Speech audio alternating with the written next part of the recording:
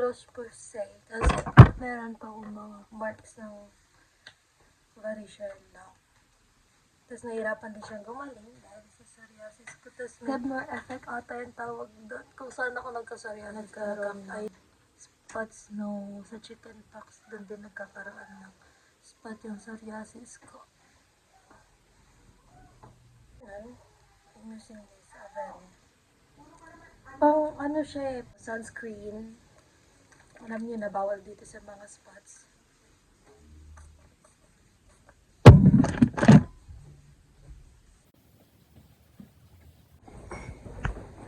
We're going down.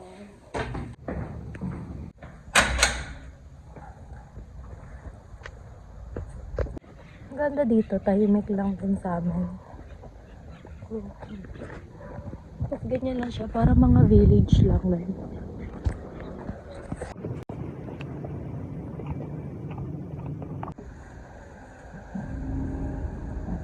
È possibile cambiare per la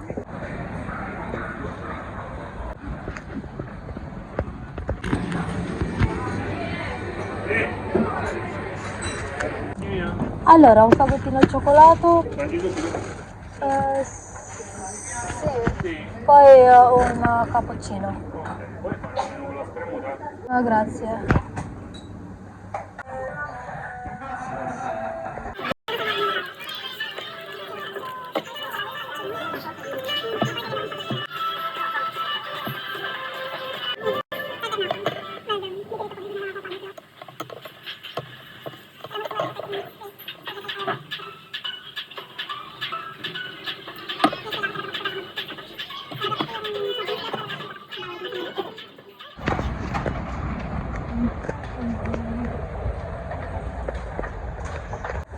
After natin mag-almusal, mag-ano na tayo, dadiretso na tayo sa school.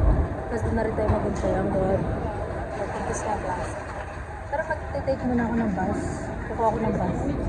Bago ako makapunta sa school.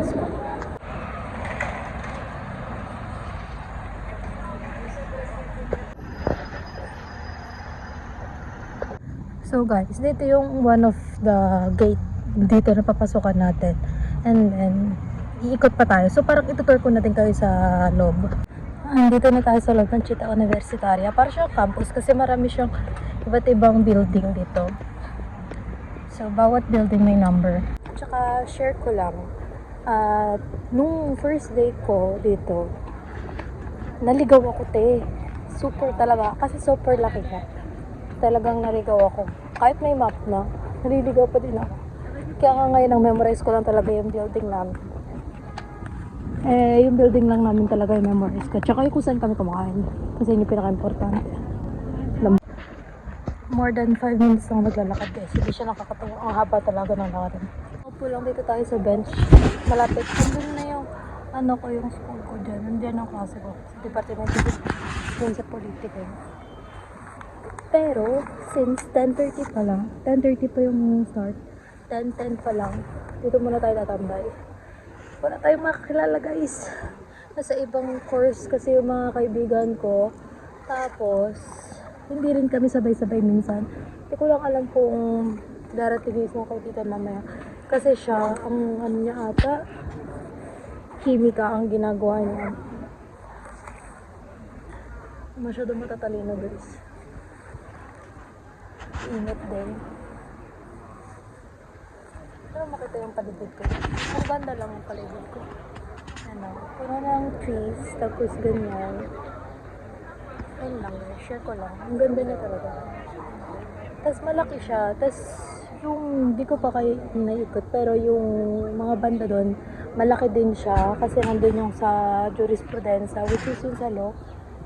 Andito pala yung jurisprudence yung salon. Tapos meron siyang mineralogy. Marami talaga. Kaya di kayo mauubusan ng gustong aralin kung gusto nyo talaga mag-aral dito sa Rome. Ganda. Dito tayo sa pinaka number 1 talaga. Sa Pienza. Kumbaga parang nag-UP ka na din. Scholar din. Kasi nga since mababa yung annual salary ng parents ko, di rin naman ganun tayo kayaman. May tulong ng gobyerno sa atin para makapagtapos. Pasok mo tayo guys. Magsisitin din yung isa kong kaibigan. So, let's go. Mas maganda yun kasi wala pa akong kaibigan sa klase namin hanggang ngayon. Habuti na lang sasamahan niya ako.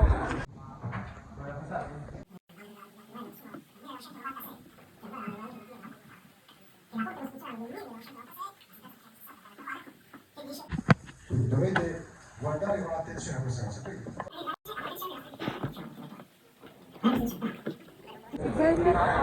Hi guys! Just finished the lesson.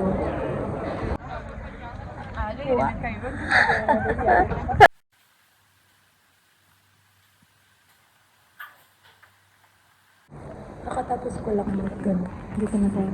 Palabas tayo. Kain na. Pero ito yung parang main point ng Sapienza. Ngayon, pupunta na tayo sa kakainan natin. Para ngayon, physics, physica, tapos andun yung departamento ko, yung faculty. Yan naman guys yung geology yan, tapos andun yung school ko. Dada tayo dyan. Ito yung mineralogy, para sabi ko kanina. Tayo dyan para pumunta sa kakainan natin. Ang init, tapos nakakaya din mag-video sa sobrang dami ng tao.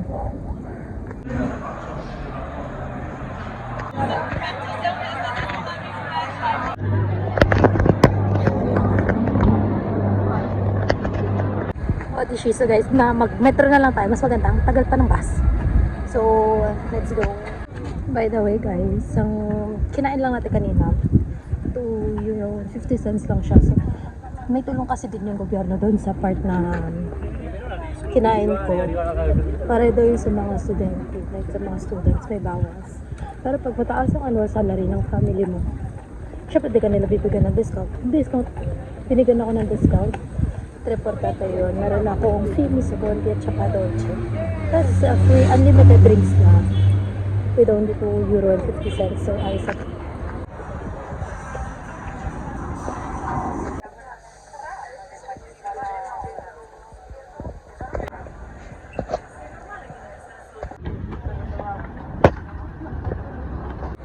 Grabe.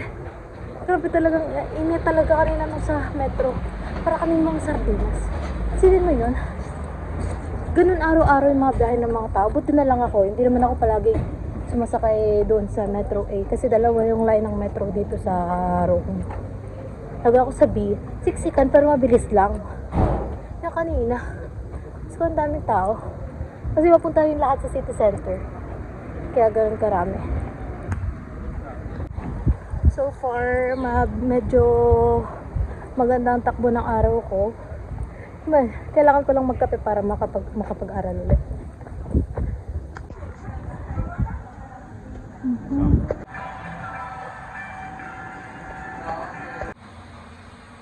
Pagod na ako guys. Pagod na ang kasaktan ng ulo ko. Sakit.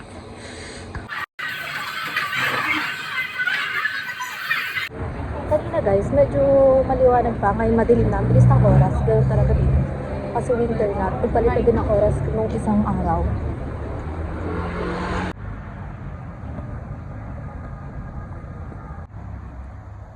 Aha! Ngayon lang siya nakalabas guys. Siya yung magbibili ngayon ng food natin and matsari namin.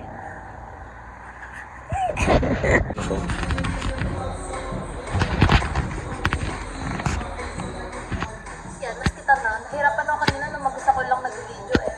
Kasi alay ang nakagaling yung kamay ko. Kasi nakakahiya kanina dami na.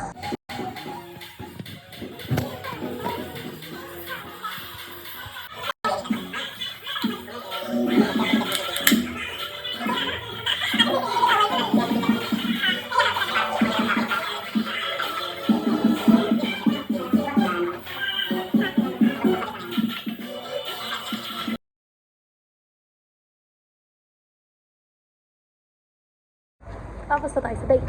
So, gabing-gabi na. Hindi naman gabi-gabi. 7:36 pa lang. Ayun, nandito na tayo. Pauwi na tayo. Hinatid niya ako. Agad lang sa may bus. Kasi may kailangan na din yung buhay at gabi na din. At magpapahinga pa siya. Kasi may trabaho na naman siya bukas. Ganoon talaga ang buhay. Ako naman, miss ko lang ako. Pero hindi naman ako kailangan. Hindi ko naman kailangan gumisin na ganun kaaga. So, yun lang guys. Sana nag-enjoy kayo sa vlog kong ito. And like and subscribe. Yun lang. So, yun lang.